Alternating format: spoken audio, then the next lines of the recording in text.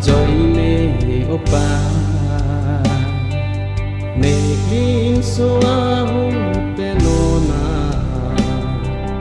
nang kang hona joy ne jon pan the dum long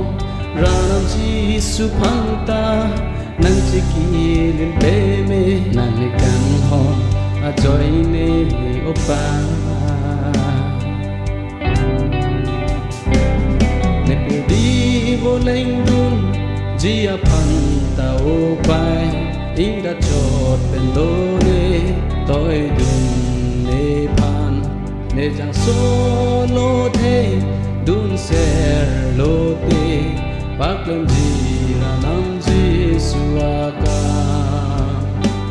buna kang hon pen rana me ar dom pi pen pen dun long lo ra na ma ka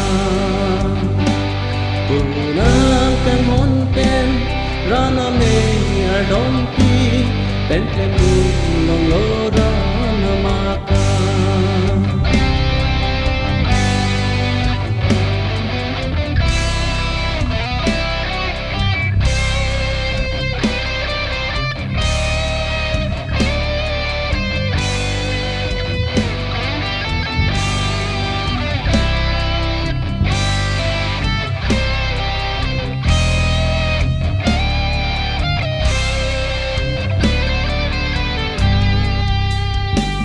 nang ne kang hon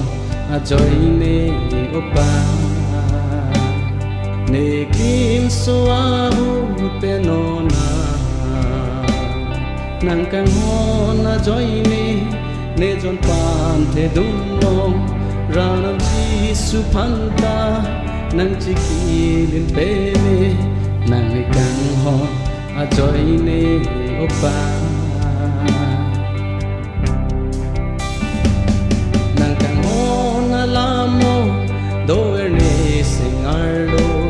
ne pir bi son dun te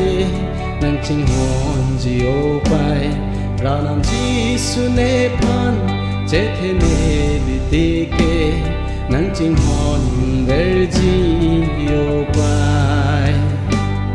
ranam ji su ne phan che the ne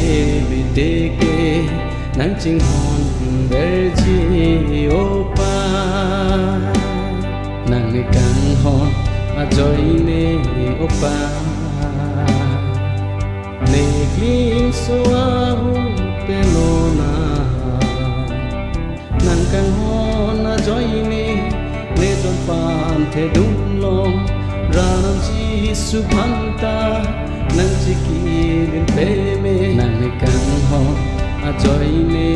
opa